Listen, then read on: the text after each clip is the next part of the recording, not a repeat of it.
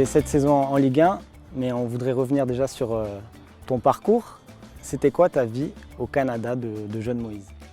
C'était une vie comme n'importe quel Montréalais. J'étais étudiant, j'allais à l'école, j'essayais de me concentrer un peu sur ce que je voulais faire dans l'avenir.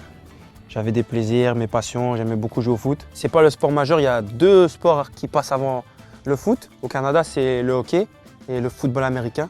Et je dirais même qu'il y a aussi le basketball aussi qui est peut-être devant. Moi, je suis montréalais, mais je suis de la francophonie. Genre, on parle vraiment français là où je suis. Et on a un peu des tendances qui sont un peu françaises. Tu vois, pour jouer au foot, il faut pas beaucoup de choses. Il faut qu'un ballon, tes amis, et ensuite, bam, tu peux faire ton 5. Et le hockey, ça demande un peu plus d'argent. Il faut acheter les équipements, les patins, le bâton pour jouer au hockey. Et même chose pour le football américain, il faut acheter les équipements pour pouvoir se bousculer, etc. Donc ça a aussi été une des raisons pour laquelle, 1, tu prends goût, et 2, ça facilite. Ma mère est arrivée 2 ans avant que je sois né au Canada. Elle m'a donné des valeurs, des choses à faire, des choses à pas faire. Donc moi, j'ai essayé au mieux de la rendre fière et de faire ce qui a été bon pour moi. C'est à partir de 19 ans que j'ai essayé à prendre les bonnes démarches pour pouvoir me donner le plus de chances possible à atteindre ce but-là. Quand j'ai connu Moïse, lorsqu'il avait 17 ans, c'est quelqu'un qui jouait attaquant. Petit à petit, avec la maturité qui a été la sienne sur le plan du jeu, sur le plan tactique, eh bien, il est descendu d'un cran, d'abord en milieu défensif. Il m'a fait confiance et il est redescendu encore d'un cran pour devenir un défenseur axial. Et à 20 ans, dans un championnat senior, il était devenu impassable. Il y a énormément de jeunes joueurs canadiens, québécois, montréalais qui s'identifient à lui. On pourrait citer Mbappé chez nous en France. Je pourrais facilement faire la comparaison pour Moïse au Canada. Ça, c'est mon gars, ça. Mais c'est pas mon gars, en fait. Non, je vais pas dire ça comme ça. C'est mon mentor, je dirais. Quand il dit que je lui ai fait confiance, j'étais hors de moi quand il m'a demandé de jouer à ce poste. Je voulais pas du tout. Je voulais rien savoir parce que dans ma tête, c'était ouais, c'est pas intéressant. Tu passes à vouloir marquer des buts, à défendre, tu touches pas vraiment le ballon, etc. Mais à ma grande surprise, j'avais une réaction positive au fur et à mesure que j'ai joué. Et voilà, j'ai vraiment pris goût à ce poste. Donc je le remercie infiniment. Il y a un autre élément qui est super intéressant dans ce qu'on vient d'écouter, c'est qu'il dit que tu es une idole au Canada. J'ai pas vraiment cette impression-là, mais après quand il dit ça, c'est vrai que ouais, un peu. Après, il y a d'autres grands joueurs aussi canadiens comme Alphonso Davies, Jonathan David, Ismaël Koné. Mais je suis un peu dans cette tranche-là maintenant. Donc c'est vrai que quand je viens à Montréal, il y a beaucoup de gens qui me reconnaissent, qui veulent une photo ici, une petite signature là. Et moi, je ne remarque pas, mais en fait, c'est vrai que ça sonne comme ça un peu. La Coupe du Monde, elle va se jouer aux États-Unis, mais aussi au Canada. Tu y penses déjà?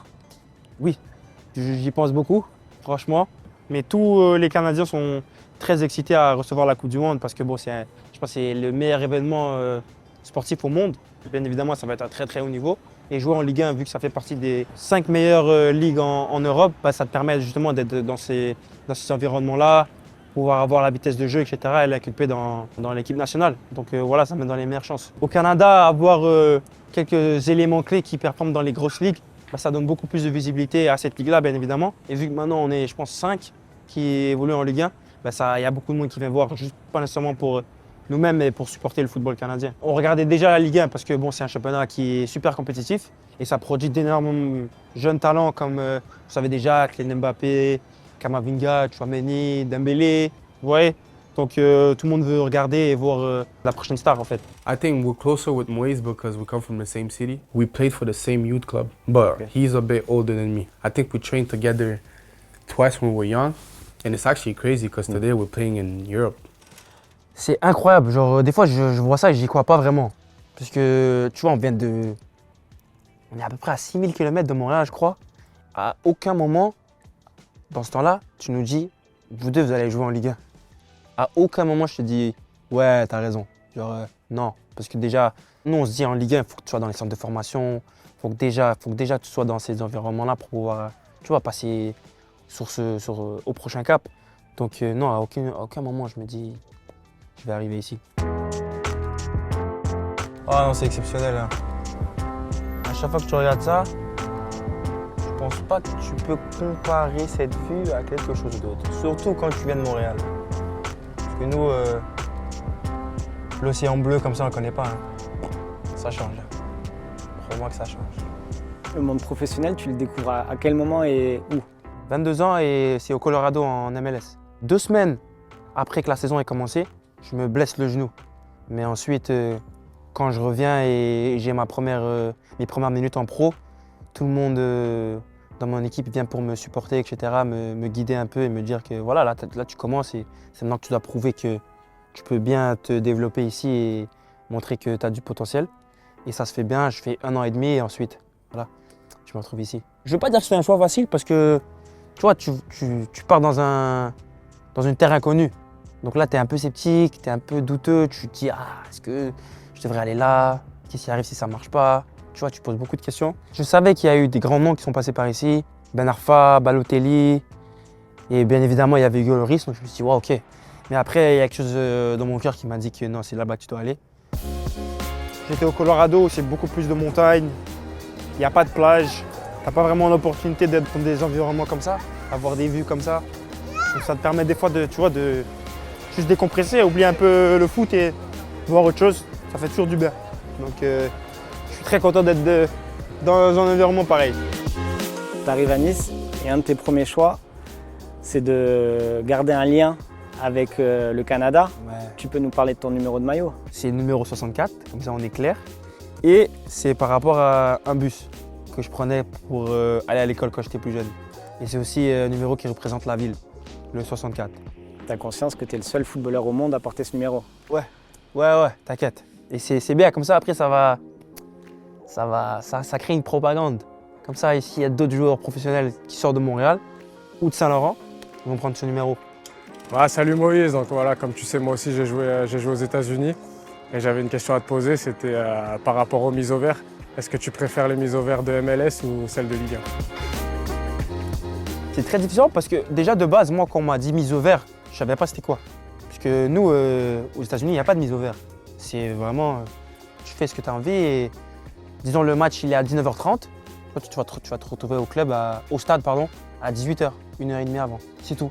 Et quand on m'a expliqué que je devais être là 8, 9, je devais dormir au club la veille du match, j'étais totalement choqué. Qu'est-ce qui t'a le plus surpris en Ligue 1 quand tu as fait tes premiers pas sur les terrains? Voilà, quand moi j'arrive, je remarque que tout est beaucoup plus serré.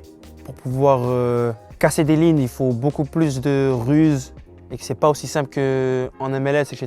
Et pour défendre, il faut vraiment défendre avec tout le 11 en fait. C'est pas que toi qui vas essayer de créer quelque chose par toi-même. Non, c'est vraiment avec le 11 que ça se fait. Et voilà, c'est bien évidemment tout aussi technique que tactique, que ça m'a choqué, qu'il y a des joueurs qui ont été bénis, franchement, avec des habiletés qui sont hors du commun. 3 joueurs qui m'ont choqué quand je suis arrivé. Il y avait Tanguy, là lui il a été béni. Il fait ce qu'il veut avec le ballon. Puis Hicham, lui il peut te créer des moments de magie. Son temps de réflexion il est tellement court, il arrive à changer d'idée en si peu de temps. C'est vraiment ça me fascine et Dante. Moïse, déjà je suis très content, très heureux de t'avoir connu cette année. Et j'espère vraiment que tu continues comme ça.